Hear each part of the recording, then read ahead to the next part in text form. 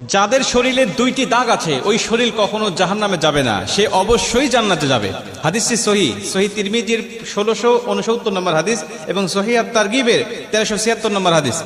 হযরত আবু উমামা রাদিয়াল্লাহু তাআলা আনহু হাদিসটা বর্ণনা করেছেন। রাসূল সাল্লাল্লাহু আলাইহি ওয়াসাল্লাম বলেন, যাদের শরীরে দুইটা দাগ আছে এবং যাদের শরীর থেকে 2 ফোঁটা তরল পদার্থ নির্গত হয় ওই শরীর কখনো জাহান্নামে যাবে না, সে অবশ্যই জান্নাতে যাবে এবং আল্লাহ পাকের কাছে এই শরীরটা সবচেয়ে প্রিয় শরীর। রাসূল সাল্লাল্লাহু আলাইহি ওয়াসাল্লাম বলেন, 1 নম্বর দাগ হলো যে ব্যক্তি জিহাদের ময়দানে আল্লাহকে খুশি করার জন্য, আল্লাহর দ্বীন কায়েম করার জন্য অথবা আল্লাহর সন্তুষ্টির জন্য যে ব্যক্তি বাতিলের মোকাবেলা করতে গিয়ে শত্রু পক্ষের আঘাতে তার শরীরে ছোট্ট একটা দাগও যদি বসে যায়, এই দাগটা কিয়ামতের ময়দানে সুপারিশ করে বা এই দাগটা থাকার কারণে কিয়ামতের ময়দানে আল্লাহ পাক তাকে জান্নাতে দিয়ে দিবে। নবীজি সাল্লাল্লাহু আলাইহি ওয়াসাল্লাম বলেন, 2 নম্বরে ফরজ ইবাদত সমূহের কোন একটি দাগ যদি তার শরীরে দেখা যায়, যেমন নামাজ পড়তে পড়তে সেজদা দিতে দিতে কপালে